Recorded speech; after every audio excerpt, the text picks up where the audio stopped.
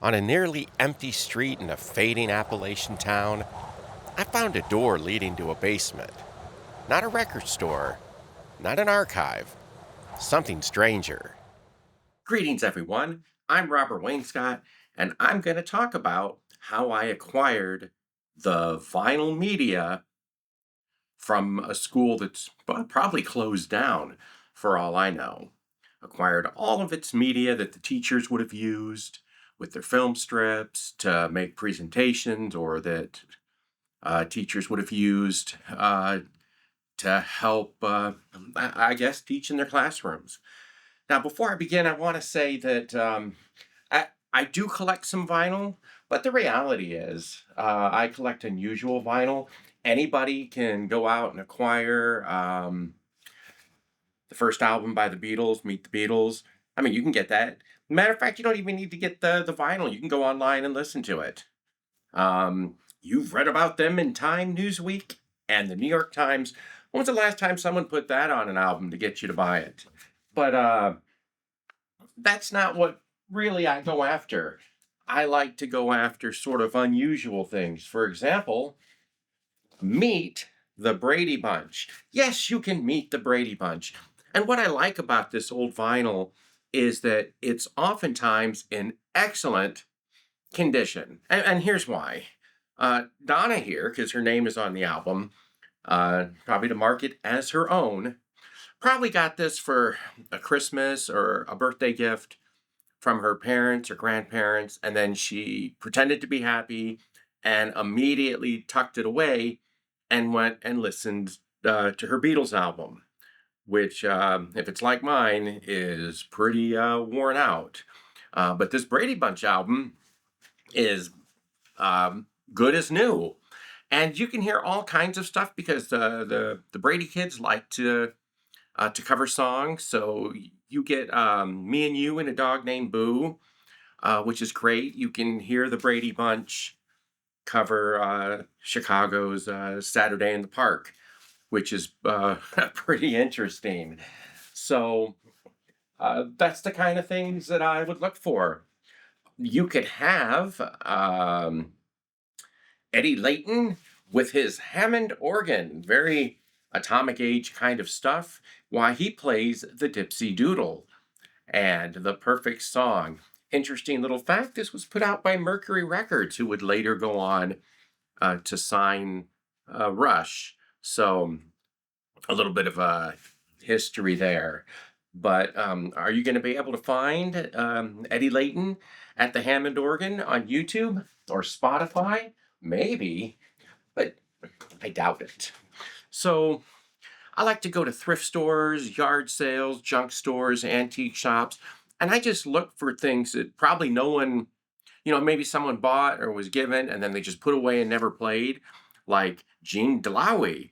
Uh, he is at the Vagabond Motor Inn. That's where he's at. He's at the Vagabond Motor Inn. Um, that was probably a hot happening place. This was recorded and made up in Canada. Pretty interesting thing.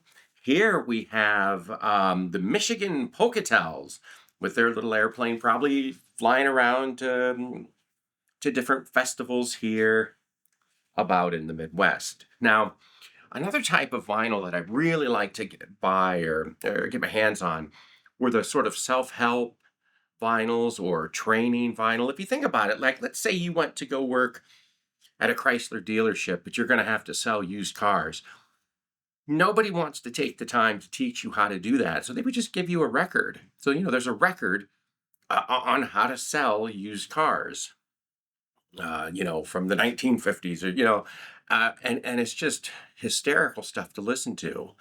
Or, you could be, some, farmer's wife in the Midwest and you're trying to figure some stuff out. So you could buy Dr. Murray's A Lesson in Love to help you answer questions like how to tell the difference between love and infatuation.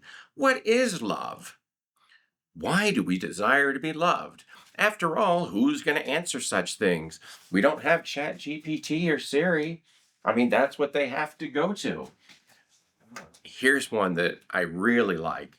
Sex and the Single Girl by Helen Gurley Brown.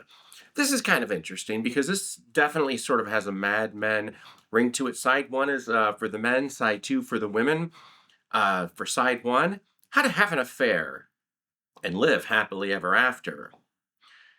How to keep her there when you're not going to marry her. That's very important. How to behave at home when you're misbehaving away from home. Getting the most from your secretary. Ah, little man, you'll have a busy day. We know what they're saying right there. For the women, completely different. How to say no to a man who is boring you to death. Unfaithful wives' tales. How to love a boss. Well, that's important. How to talk to a man in bed.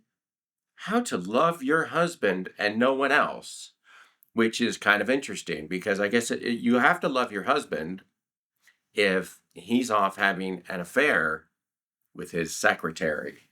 So that's the kind of stuff I like to collect because I don't know, it's just the kind of stuff I like to collect. Now, I want to tell you, let me set this off to the side about what I acquired yesterday. Was up in Amish country buying random weird things, and I stopped off at a town that's more or less devastated, uh, very close to Palestine, Ohio. For those of you that know, you remember that natural disaster that just it was just a giant mushroom cloud of toxic death over that city there in Ohio. Yeah, that's where I'm near. And I'm in one of the towns that has now become almost entirely a ghost town. And I'm in an antique shop, although junk shop would probably be a better word. And I'm down in their basements. And the basement's always really special. Here where I'm at, we just call them murder basements because if you're Ed Gein or Buffalo Bill or any of those people, that's definitely where you would take the victims down into. These basements are pretty rough. They all look like something out of an Edgar Allan Poe uh, novel. So I'm down in the murder basement and I see a cabinet. There's a little sticker on it that says all $45. I'm like, ooh, what could be in there? And so I was curious. So I opened the cabinet and it was just stuffed full of vinyl records. I was so excited. I was like, what in the House of a Thousand Corpses is all this? And I started pulling records out and I thought it was too good to be true. I ran upstairs and asked the clerk. I showed some pictures. I'm like, hey, I opened this cabinet and it said all $45. Does that mean all that stuff in there? And they said yes. And let me show you some of the records that I got.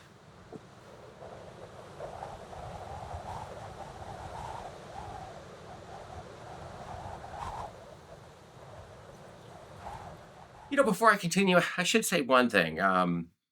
Again, for the younger listeners, A, I don't know why you're here, but B, you may not know it, but there was a time in history where if you wanted the answer to something, you just didn't get it. There was no answer to your question. Maybe you could, if you had some wealthy friends or something, maybe they have an encyclopedia and you could look it up.